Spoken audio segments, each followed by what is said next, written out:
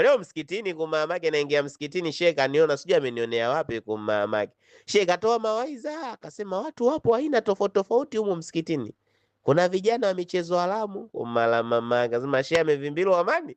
Kuma ananitaja kumamake. Alafu ananikata jicho mimi mamake. Akasema anajiita King of Signal, mfalme wa Signal. Mamake akasema shehe nimemkosea nini kumala mamake. Shehe kaniganda kumamake, kila saa nataja Signal. Akasema shehe huyu atakuwa shabiki yangu.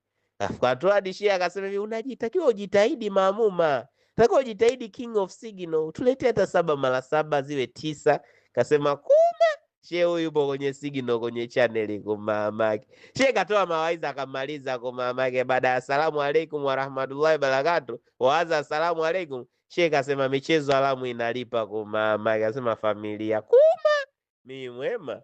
Hizo mwema na msikitini nimeacha gumzo tu kwa mamake, michezo haramu mamake. Kuna jamaa ndo akanibatiza jina, akaniita King of Competition kwenye michezo haramu. Na mimi nimeshindikana kwa mama.